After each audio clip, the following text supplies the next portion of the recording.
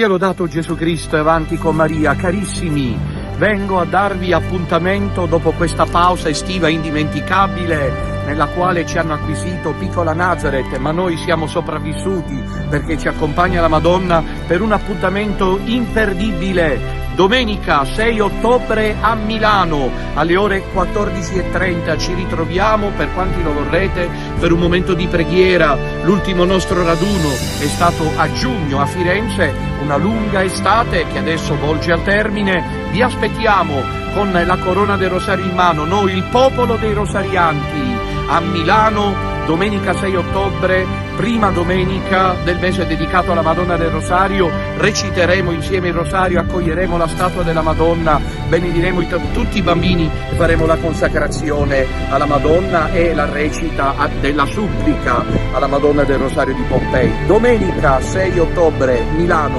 avanti con Maria e a presto. Alabado sea Jesucristo y adelante con María. Buenas noches a todos, queridos hijos de Radio Domina Nostra. Hoy es jueves, así que nos concentramos en el camino que estamos recorriendo juntos, catequético, de reflexión bíblica, en torno al último libro de la Biblia, el Apocalipsis, que es, como dice von Balthasar, precisamente porque es el último libro de la Sagrada Escritura, el que más compendia todos los temas más importantes no solo del Nuevo Testamento como sacrificio, redención, agonía escatológica, es decir, la batalla final entre el bien y el mal, sino que por ello mismo retoma todos los temas transversales de la Sagrada Escritura. Es bonita esta especie de, me gustaría llamarla corrida, es decir, este tipo de desfile temático de todos los temas más importantes y de todas las categorías más importantes del Antiguo y del Nuevo Testamento. Se reúnen, podríamos decir, para una sentada final en el libro del Apocalipsis. La palabra Apocalipsis, como saben, significa revelación. En griego, Apocalipsis quiere decir revelación, y por lo tanto el libro del Apocalipsis es el que revela el enfrentamiento final y que anuncia lo más importante, es decir, que Jesucristo, el Cordero, es victorioso y que la trilogía antedivina del dragón rojo, de la bestia que viene del mar, es decir, el anticristo, y de la que viene de la tierra, es decir, el falso profeta, está destinada a la condenación eterna. Esta creo que es la cuarta o quinta entrega que hacemos.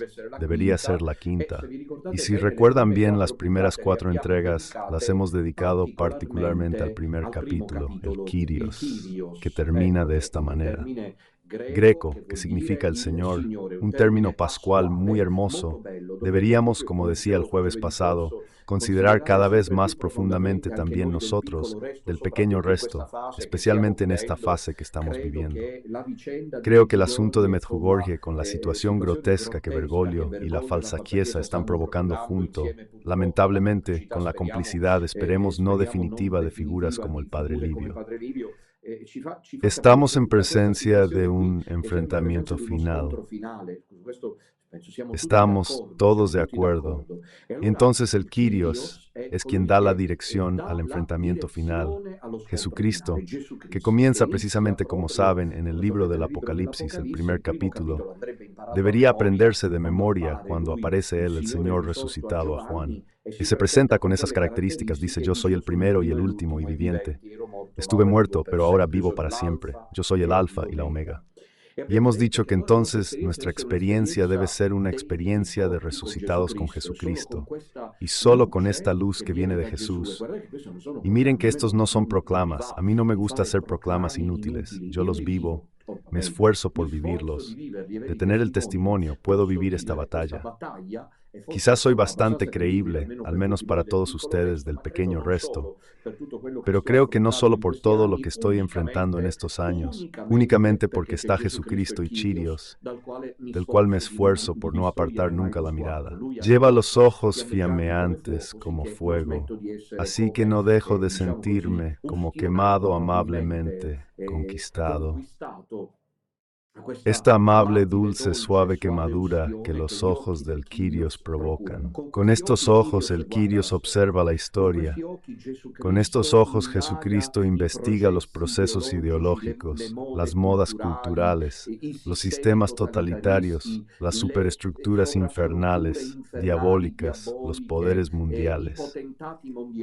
Jesucristo no deja, a lo largo de estos siglos, de incinerar con estos ojos llameantes todas las superestructuras del mal. Así entonces, el primer capítulo, como les dije, es como una sauna en la que nos sumergimos para llenarnos de Cristo, para transpirarlo de nosotros, y solo si el Kyrios está en nosotros, solo si nuestra vida se convierte en una existencia, ¿recuerdan lo que decía el jueves pasado? Kyrios, nosotros podemos ser listos para la batalla. Si hoy los católicos no están listos para esta batalla, y lo vemos muy bien con los Unacum que llevan 12 años ahí esperando, es precisamente porque no ha habido una capacidad de llenado del Kyrios. Giovanni dice que el Kyrios aparece en Te Kyria Kemiera, es decir, en el día del Señor, en el día Kyriale. Dijimos el jueves pasado, este día nos pertenece. Es nuestra propia vida la que es como un día del Señor. Nuestra existencia debe transcurrir en este aleluya continuo. Y repito, no estoy aquí para hacerles proclamas. Mi libro luego naturalmente profundiza todo, solo les doy unos destellos. Ahí está. La Sinfonía del Cordero, subtítulo, comentario al libro del Apocalipsis de San Juan Apóstol. Pueden pedirlo a la Secretaría de Radio Domina Nostra. A mí me interesa ofrecer solo destellos. Decía, no me interesa proclamas porque poco antes de partir, despidiéndome de los seminaristas y las hermanitas que se quedan en Pequeña Nazaret y las otras hijas e hijos espirituales, les dije aleluya, aleluya, aleluya. Levanté la mano desde la ventanita del coche mientras me iba y decía aleluya, lo logramos. No era solo por decirlo, sino porque realmente vivimos un verano en Te Kyria Chimera, es decir, en el día del Señor. Cuando perdimos Pequeña Nazaret, cuando todo el mundo está contra nosotros. Me han dicho que todavía hoy este canal social de la renovación del espíritu, yo no lo he visto. Dicen que me ha vuelto a tomar como objetivo cuando todos nos quieren eliminar, pero nosotros estamos en ti, Kyrios Mera, es decir, en el día del Señor, vivimos en esta luz del Kyrios, entonces somos invencibles. Aquí esto es un poco en resumen lo que hemos dicho. Ahora hoy en cambio nos referimos, como dice el título de la catequesis de esta noche, que comienza a investigar los capítulos 2 y 3 del llamado Septenario Imperial. ¿Qué es este Septenario Imperial? Son las 7 cartas que el Kyrios, después de aparecerse a Juan, dirige a 7 iglesias de Asia Menor y que ocupan los capítulos 2 y 3. Digamos de inmediato que se trata de textos normativos. Permítanme, no está todo esto que digo. A veces son también sugerencias autobiográficas que sirven para camuflar el libro que luego leen ustedes mismos. Me acuerdo que en los años 90, a principios de los años 90, yo estaba en los primeros años de seminario. Así que empiezo a estar un poco anticuado también. El cardenal Papa había querido organizar un congreso de las iglesias de Sicilia. No sé si Fra Celestino estuvo presente en esa ocasión, en Asireale, en la Perla Jónica. También recuerdo el lugar, lo digo porque éramos muchos. Yo era seminarista, pero había muchos sacerdotes. Tanti frailes, tantas monjas, tantos laicos, y el cardenal Papa había pedido a un par de expertos que dieran conferencias sobre la estructura de las cartas del Kyrios del Apocalipsis, capítulos 2 y 3, a las iglesias. Proprio come per dire, examinémonos y veamos qué encontrará el Señor en nosotros y dónde podemos salir aprobados. Debo deciros, era seminarista, recuerdo el encanto de esas catequesis. Aquí recordar, probablemente ninguno de ustedes lo conoce, o quizás alguien sí, las reflexiones de Monseñor Giuseppe Costanzo, arzobispo emérito de Siracusa, biblista, de cierta envergadura. Bueno, recuerdo estas reflexiones. Lo que hacemos esta noche es comenzar leyendo el texto del capítulo 2, luego el capítulo 3 lo examinaremos poco a poco. All'angelo della Chiesa di Efeso scrivi, este es el tono imperial, solemne, se los digo desde ya, con el que el Chirios se presenta también como emperador, Basileus, rey. Es decir, él es el Chirios en cuanto que, como resucitado, ha triunfado sobre el pecado y la muerte. Chirios traduce el hebreo Yahweh, Adonai, y luego, sin embargo, es también el rey, el emperador que se dirige a los súbditos. Somos nosotros la iglesia. La iglesia es súbdita de Cristo. Esto siempre debemos tenerlo presente. La iglesia es súbdita cuando vive el Evangelio, la palabra del esposo. A mí me sorprende esta mañana cuando hice la catequesis Sanchi y Café, presentar esa larga reflexión de Monseñor Aldo Cavalli, visitante apostólico de Medjugorje. Lo repitió. Quizás mañana haremos la catequesis sobre esto porque es el tema del momento, lo repitió el padre Livio. Que prácticamente el Papa Francisco quiso este documento, sobre Medjugorje, y lo hizo porque le preocupa que los mensajes sean coherentes con el Evangelio. Y aquí estamos realmente ante una especie de afirmación, si no esquizofrénica, grotesca, porque yo creo que ni Monseñor Cavalli, visitante apostólico que da los mensajes ahora, ni el padre Livio ignoran que Bergoglio, mientras tanto, ha construido una iglesia con otro evangelio. Miren qué es exactamente esto. Aquí, queridos amigos, es aquí donde está la matriz de Abonica. La construcción de una iglesia con otro evangelio, que ya no es el de Jesucristo, es el de quien ustedes quieran, Papa Francisco. Ahora Bergoglio, en Luxemburgo, se ha encontrado con Eulerich. Es el evangelio de quien ustedes quieran, pero para mí es el evangelio del anticristo. Cuando la iglesia es verdaderamente súbdita de Cristo, esposa de Cristo, cuando vive su palabra, entonces lo que vivimos es realmente una temporada particular. Hay ángel de la iglesia de Éfeso, es la primera de las 7 iglesias a las que se dirige el Señor. Escribe así: habla aquel que tiene las 7 estrellas en su mano derecha y camina en medio de los 7 candelabros de oro. Ahora en el septenario se retoman todos los componentes que habían sido representados en la presentación del Kyrios, en la visión. Conozco tus obras, tu esfuerzo y tu constancia, por lo que no puedes soportar a los malos. Los pusiste a prueba y son falsos apóstoles. Sé constante y has soportado mucho por mi nombre sin cansarte. Esta es la parte introductoria, donde, como notan, el Kyrios, al examinar la primera de las 7 iglesias, en general hace al principio una evaluación positiva, aprobada. Es lo que sigue al versículo 4 luego. Tengo, sin embargo, algo que reprocharte. Para mí este capítulo 2, versículo 4, Apocalipsis, siempre lo tengo presente y me da un poco de miedo. Me da un poco de miedo, pero tengo que reprocharte que has abandonado tu primer amor. Yo tengo 51 años y en un par de meses 25 años de ordenación. Me pregunto, pero tengo el mismo entusiasmo, el mismo celo de cuando entré en el seminario, porque se dice que el paso de los años podría comprometer esto, pero el paso de los años, o es otra cosa la rutina, la costumbre y dejarse llevar tanto y se tira a vivir luego se ve. Después de los hechos del principio, uno se lanza en la comida, quien en el alcohol, quien en el dinero y quien en otras cosas, por desgracia. Entonces tengo que reprocharte que has abandonado tu primer amor. El Señor es exigente con nosotros, con cada uno de nosotros, pero sobre todo lo es con su iglesia. Puede decir hoy la iglesia que ama al Señor como el primer día.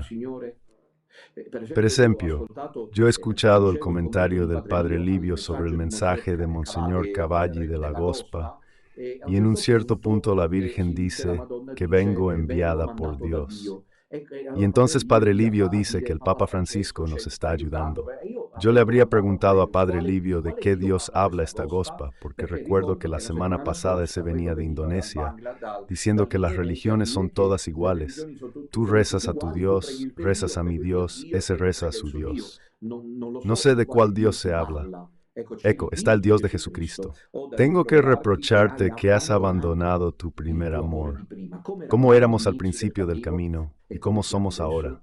Estén atentos. Recuerda entonces de dónde has caído, arrepiéntete y haz las obras de antes. Pero si no te arrepientes, ¿sabes qué significa esto de arrepentirse? Amor de antes. O sea, conectado muchas veces la conversión es ante todo abandonar los pecados. Pero porque te dejas amar por el Señor, responde a este amor, arrepiéntete y realiza las obras de antes. Si no te arrepientes, vendré a ti y quitaré tu candelabro de su lugar. Sin embargo, tienes esto de bueno que detestas las obras de los nicolaítas, que yo también detesto. Quien tenga oídos, escuche lo que el Espíritu dice a las iglesias. Al vencedor le daré de comer del árbol de la vida que está en el paraíso. Estos son los primeros 7 versículos del capítulo 2, todos dedicados a la primera de las 7 iglesias, la de Éfeso. ¿Por qué se empieza con la de Éfeso? Pérgamo, Tiatira, Sardis, Filadelfia son ciudades de Asia Menor.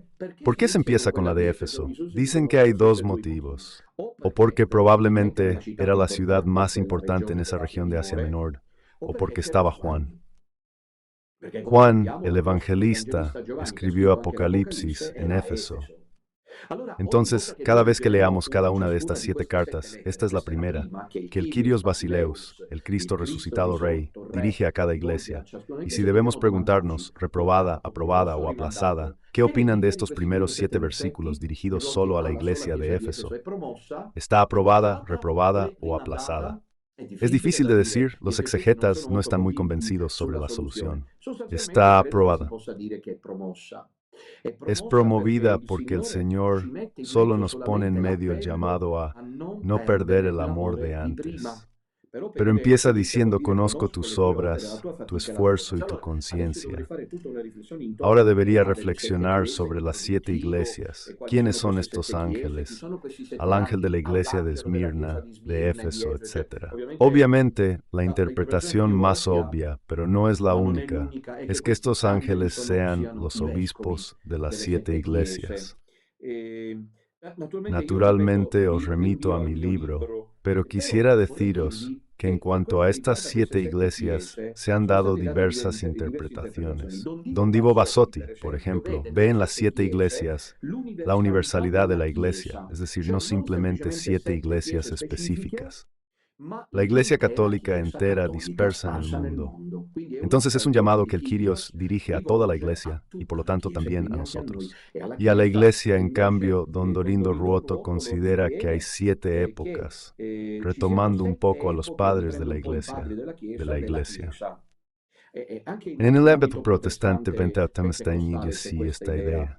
El jesuita Capite, citado por don Dorindo Ruoto, ve en las 7 iglesias el estado espiritual en las diversas épocas de la historia. Las 7 iglesias representan 7 épocas de la historia. La primera, los impuros; la segunda, los tibios; la tercera, los virtuosos; la cuarta, los débiles; la quinta, los relajados; la sexta, los tímidos; la séptima, los imprudentes. Sin embargo, a mi parecer, confirma la tesis de von Balta que cito ampliamente en este libro mío, en realidad como todos los demás. Para von Baltasar, el septenario a las iglesias indica, «Che hermosa esto», en conjunto una confesión de la iglesia, y añade, «Me conmuevo». Miren qué hermosa frase usa von Balta. Me conmuevo porque veo la situación actual y la aplico. Es una desnudez, dice von Balta. Me gusta esta expresión.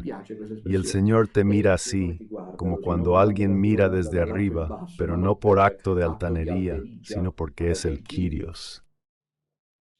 Es una exposición completa de toda la situación, como se leerá en Apocalipsis 3:19.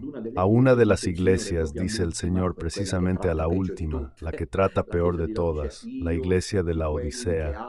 Yo a todos los que amo los reprendo y los castigo, pero castigo en el sentido de paideo en griego, es decir, los educo. Hay una acción educativa, paidética. Hay una paideia en griego, Kyrios nos educa. Dejarnos caer. Eso es todo. La iglesia o las iglesias deben dejarse educar. Tanto que Ugo Vanni, uno de los más importantes estudiosos del Apocalipsis, a propósito de las 7 iglesias, dice que la mirada que el Kyrios dirige a las iglesias es transparente y expresa un lenguaje duro y cortante, en el que se esconde un amor implacable y celoso. El Señor es exigente, en esto no podemos tener dudas. Ya con la primera iglesia, la de Éfeso, podemos ver esto. ¿Cuáles son estas 7 iglesias? Queremos decirlo ahora de pasada. Éfeso, Esmirna, Pérgamo, Tiatira, Sardis, Filadelfia y Laodicea. Son todas ciudades de Asia Menor, bastante cercanas entre sí. Una vez se hacía también este itinerario de las 7 iglesias del Apocalipsis, que verosímilmente Juan conoció y probablemente también fundó personalmente. La más prestigiosa es aquella, la primera a la que Chirios se dirige, la iglesia de Éfeso, donde la comunidad cristiana en minoría debía sostener el enfrentamiento con los cultos paganos, pero que es algo muy actual. Ahora he retomado mis viajes y veo que Italia está cada vez peor. Portaré un ejemplo. Nos detuvimos en un hotel y la recepcionista joven fue realmente muy educada, respetuosa, amable, afable, además muy joven. Ha visto entrar a las monjas, al fraile sin sandalias, al cura, en fin. Y entonces le dije, le agradecen, dijo, le agradezco la amabilidad. Mamiren decía, lo siento, no siempre es así, le dije, ¿dónde nos vemos? Pero dijo, pero en Italia. Pero en Italia se nota que en Puglia esto aún no llega. No sé. Dicho, pero en Italia usted experimenta esto. Sí, puede haber hoteles donde nos echan. Ha habido restaurantes que nos han echado. Y en Italia no hay nada que hacer. Es neopagana. La iglesia de Éfeso vivía en minoría en una ciudad pagana donde se adoraba a la diosa griega Artemisa, o Polimaste, que en griego significa de los muchos pechos, a quien se dedicaba un suntuoso templo. Aquí los detalles, naturalmente, los pueden encontrar en mi libro. Pero los ángeles a los que se dirige el Kyrios, Basileus, son los obispos. Miren lo que escribe Dorindo Lindor Ruoto sobre los obispos. El obispo es la misma presencia del Señor en su comunidad. Y añado, nadie se da cuenta de lo abismal que se ha vuelto la distancia oficial entre el obispo y la gente. En su comentario al texto, don Dorindo Ruoto lamenta esta distancia y dice, la grandeza puede distraer al obispo de la percepción de la necesidad del pueblo. Muchas veces, y es muy cierto, quien está menos informado sobre las necesidades del pueblo es precisamente el obispo, aunque tenga más contactos profundos con él. Hemos visto lo que sucedió en la última experiencia pandémica, cuando los obispos decidieron clamorosamente cerrar las iglesias, los lugares de culto y desaparecer ellos que acogen a los inmigrantes, los pobres, los últimos, los marginados, los LGBT, desaparecidos completamente de la circulación y reaparecidos después. Que en mayo de ese año 2020, me parece, o 21, se pudo volver a vernos. Entonces reaparecieron nuevos obispos. Era este el testimonio que debía dar el obispo. El obispo es el ángel, el que anuncia, pero no es que anuncia solo cuando le conviene.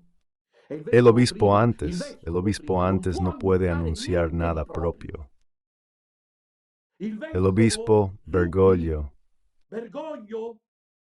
l'orefice, el obispo puede anunciar nada propio.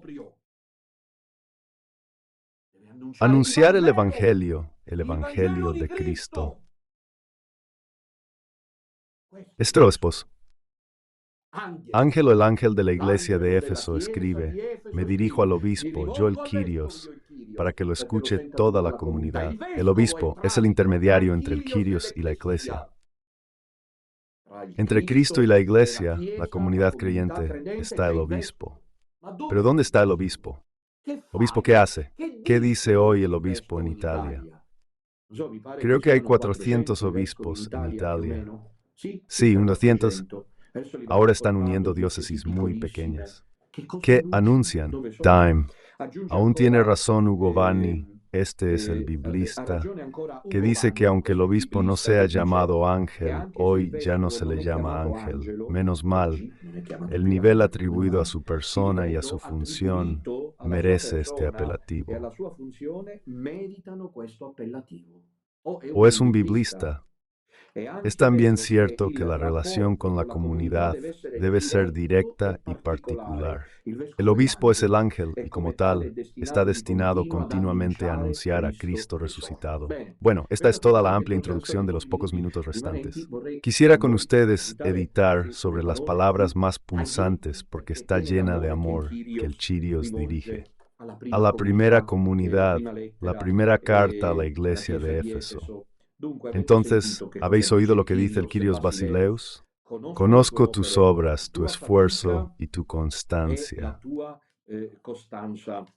El Kyrios está elogiando a la iglesia de Éfeso, en particular el esfuerzo en griego kopos, que puede traducirse como agotamiento,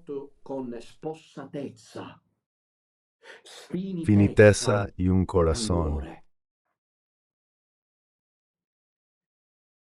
¿Cuántas veces estamos al umbral de todo esto? Para permanecer fieles en este tiempo de apostasía dominante, estamos siempre al borde. Quienes están a mi lado lo saben. Aunque yo el agotamiento, a veces por la noche, llegamos destrozados. Para permanecer fieles al Kyrios, y el Kyrios nos dice Jesucristo, el Pantocrátor, conozco. ¿No me parece bonito esto? Porque luego cuando te lo dicen, se te quita todo el cansancio. Te pasa todo el cansancio porque si sabes que Él lo sabe, eres feliz como la esposa. La mujer en esto es siempre emblemática. Caramba. Una mujer que está enamorada es capaz de hacer por el hombre que ama y por los hijos que ama cosas, incluso por el padre, cosas de otro mundo. Aunque esté cansada, olvida eso, porque el amor es más fuerte. La alegría de ver al amado satisfecho la gratifica. Somos nosotros. Yo hablo por mí, pero creo que es lo primero. Conozco tu fatiga, copos en griego, desfallecimiento. Bello este libro, agotamiento, languidez. ¿Cuántas veces para permanecer fieles al Señor debemos experimentar esto? Y no indica tanto el cansancio solo físico, sino la fatiga debida a la fidelidad. Esta fatiga que hace pensar en un esfuerzo notable, constante, pero dice el Kyrios, no está acompañada del amor de los orígenes. Aquí es donde está el problema. Es el primer reproche del Kyrios. Según yo, el más realmente conmutable, el más notable. O para reprocharte. Entonces el texto en italiano dice así, el versículo 3, disculpen el versículo 4, o pero para reprocharte que has abandonado tu amor. Destroy. Se puede también traducir del griego el primer amor. El término griego proten se traduce literalmente como la primera voz. Imaginen todos ustedes que están casados y tienen años de matrimonio, la primera vez que se encontraron, el rayo, el flechazo.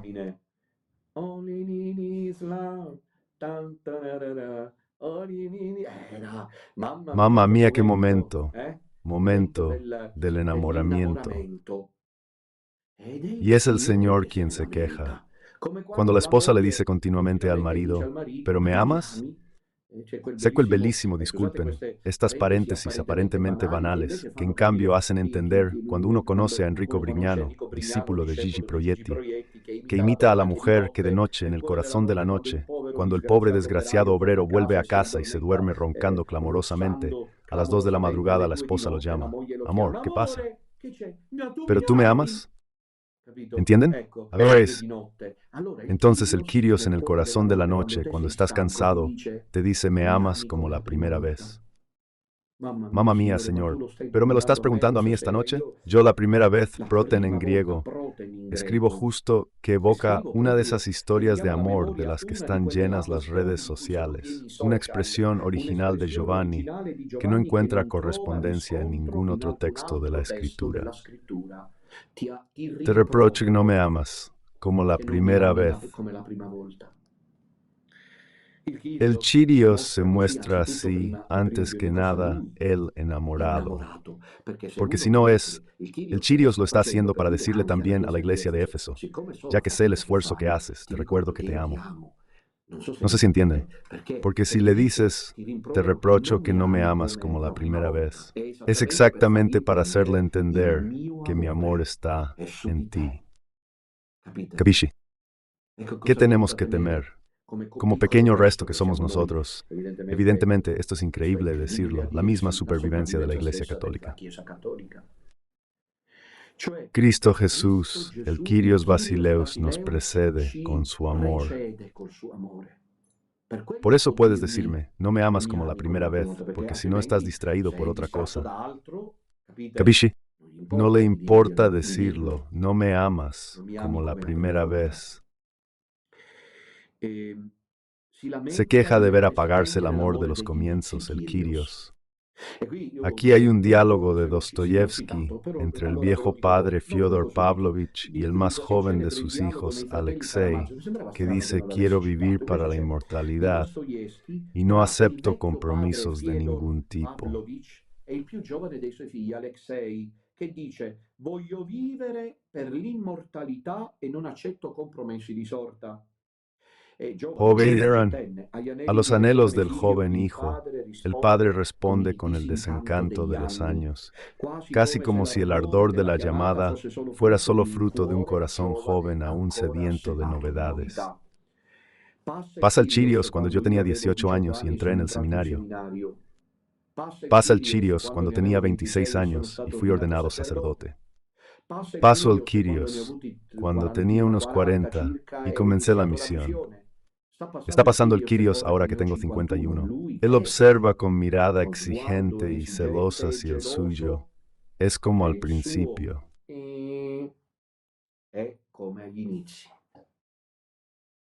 Este es un interrogante importante. Hugo Vanni no duda en afirmar que aquí, en esta frase del Kyrios a la iglesia de Éfeso, donde parece apagarse la solemnidad del Kyrios Basileus, es decir, ya no parece el Kyrios emperador, sino más bien el enamorado. Hugo Vanni escribe que se debe hablar de una relación de amor entre novios. Lo hubiera dicho yo, lo he dicho yo.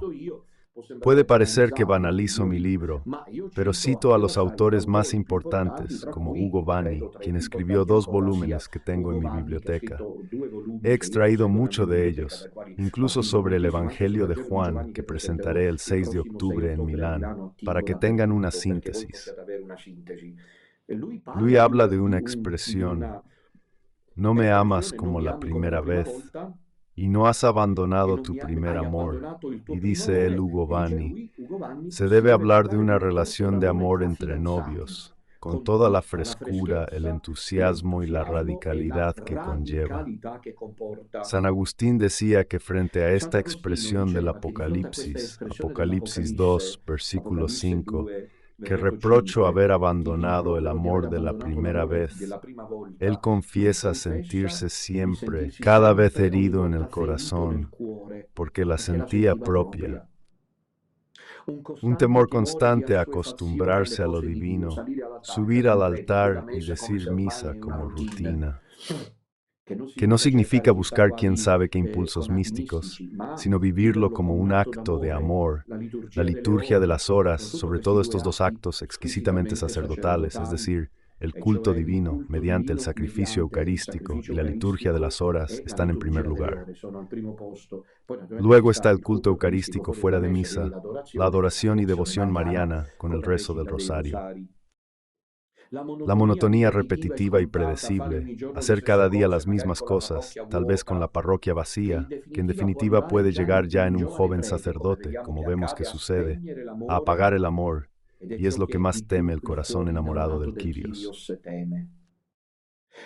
Don Divo Barsotti habla de la posibilidad de un aburguesamiento de la iglesia de Éfeso, que es muy actual. Los curas tenemos todo, nos olvidamos del Kyrios. Y se queja el Kyrios, tu amor, el primero, lo dejaste ir. No es que la comunidad de Éfeso, la primera a la que se dirige el Quirios, no ame al Señor.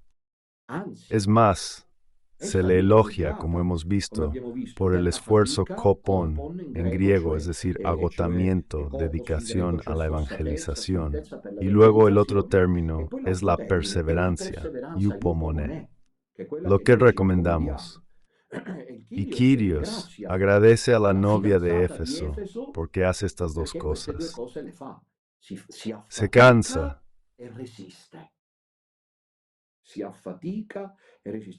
Lo único es que ya no lo ama como antes. Cuanto escribo en la página 61 es profundo. No sé si comparten este análisis, si se observa cómo en la mayoría de los llamados, el celo y la pasión de los comienzos pueden dar paso no tanto a la sabiduría y al equilibrio de los años, lo cual es incluso ventajoso, porque con los años no puedes mantener siempre el mismo ritmo, sino a la atrofia del corazón y a la parálisis del espíritu. Interroguémonos como iglesia destinataria de este mensaje del Quirios. Tu amor, el primero, lo has dejado ir, si no te importa. Casi siempre existe el riesgo de que todo en una pareja que se amaba se vuelva rutinario, pero aún más que suceda en la fe, cuando el impulso apasionado hacia Jesús y el Evangelio se convierte en un recuerdo borroso, una nostalgia de los comienzos ya inalcanzable. Mientras yo estaba en medio del polvo de las rocas, en la pequeña Nazaret, en este verano inolvidable que acaba de pasar, daba las catequesis en las que les decía que no perdiéramos el amor de los comienzos. ¿Se acuerdan? ¿Ya están hartos de esto? Preguntémonos esta noche, ¿por qué esta meditación que ahora hacemos de los capítulos 2 y 3 ya me está gustando? Lo siento. Es un examen de conciencia. Pequeño resto, pequeño resto. Tu amor es el primero, lo has dejado ir, te lo reprocho, dice el Quirios. En definitiva, este lenguaje exigente del Quirios nos recuerda que debemos cuestionarnos. La Iglesia italiana del cardenal Zuppi y de los obispos de la Conferencia Episcopal tiene el amor de antes, de los orígenes por el Quirios.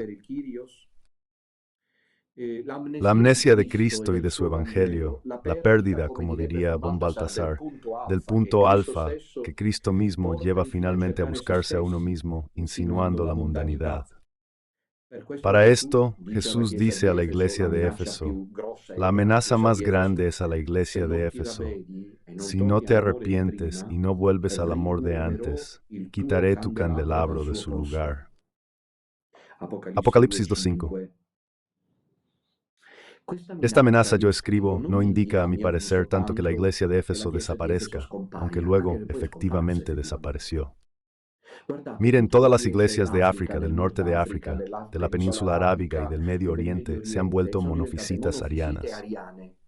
Entonces tuvieron una fe vacilante y así desaparecieron.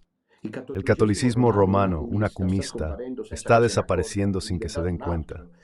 Se ha convertido en otra cosa. Se ha convertido en la iglesia de Satanás, la iglesia de Bergoglio, la iglesia de la puesta en escena ridícula y grotesca. No se dan cuenta. No se dan cuenta. Y como allí sobrevivía el cristianismo a través de pequeñas comunidades ardientes que mantenían íntegra la fe, así está sucediendo en nuestros días con el pequeño resto.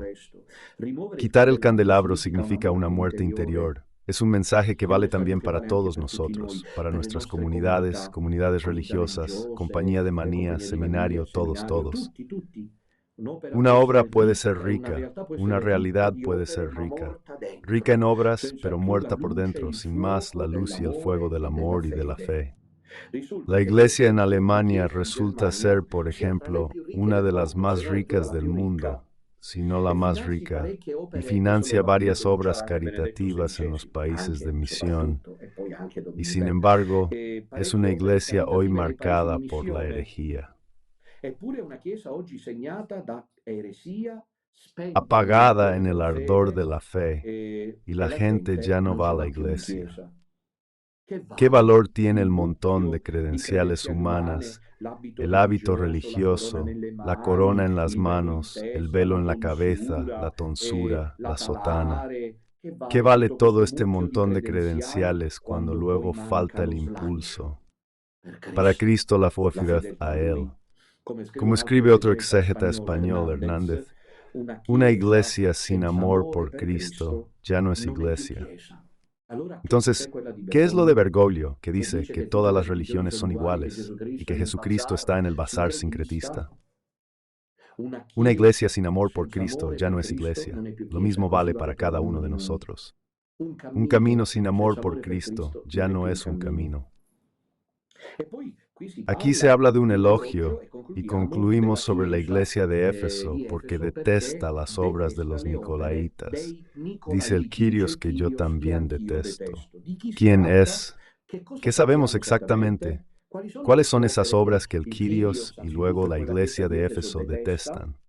Los estudiosos coinciden en considerar a los nicolaítas como una secta agnóstica y ética, es decir, liderada por un tal nicolaíta, que en realidad sería la transcripción griega Nikao, vencer laos, pueblo, de los términos hebreos Baal y Am.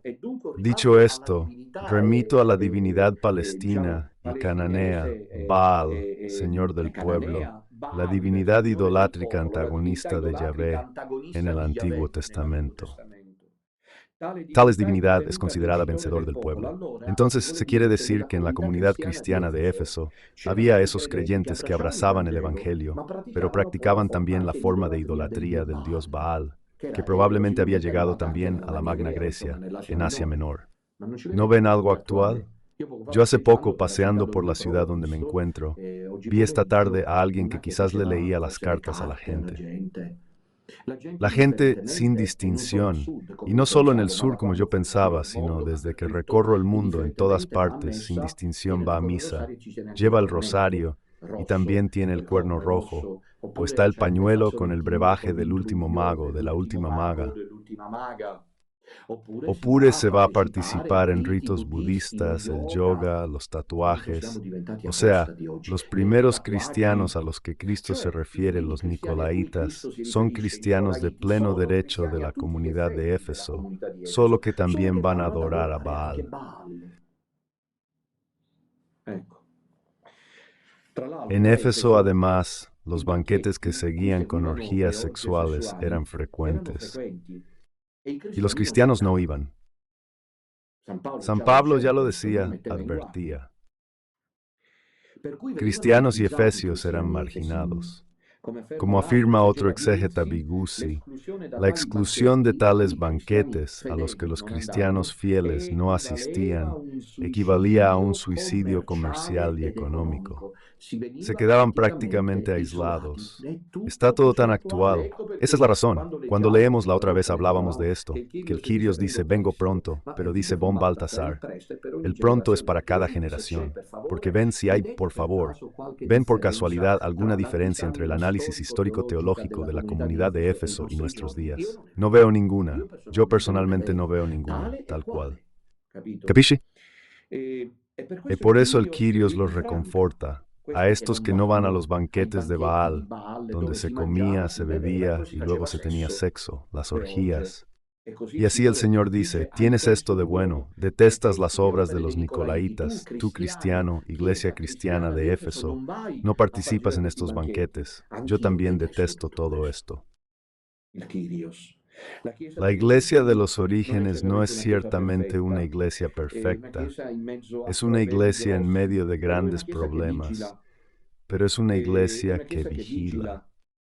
Es significativo que don Duolindo Ruotolo hable de los nicolaítas de hoy en la iglesia, es decir, esos creyentes, miren cuán actual es esto, incluso en la cima, incluso en la jerarquía, noticia de hace unos días. Creo que ayer Fernández nombró a los nuevos consultores de la Congregación para la Fe. Todos son progresistas a favor del aborto, del preservativo, de la anticoncepción, en contra de la Humanae Vitae. Todos progresistas. Allí don Duolindo Ruotolo dice, ¿quiénes son los nicolaítas que hoy, queriendo permanecer fieles al Kyrios, debemos apoyar?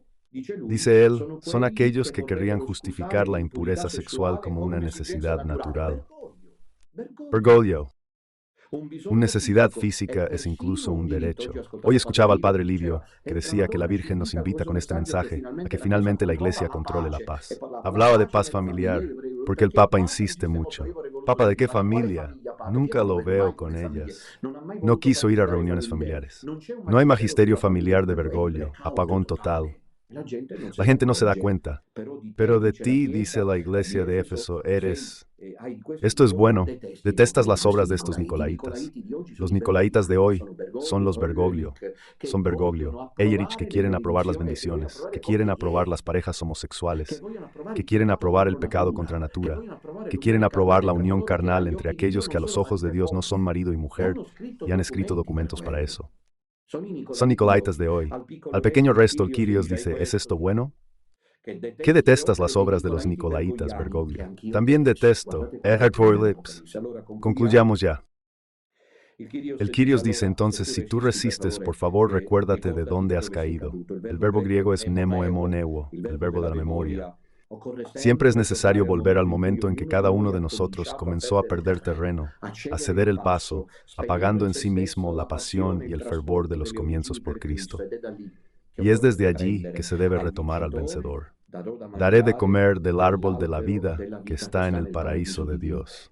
Los exegetas escriben, qué conmovedor es el Apocalipsis, pero ya la primera carta por sí sola es toda la Biblia. Dicen que se promete un regreso al paraíso. Después, ya cuando eres amado por el Kyrios y recuperas el aliento de los orígenes, has regresado al paraíso. Este árbol de la vida es la misma cruz de Cristo que nos da fuerza y nos anima.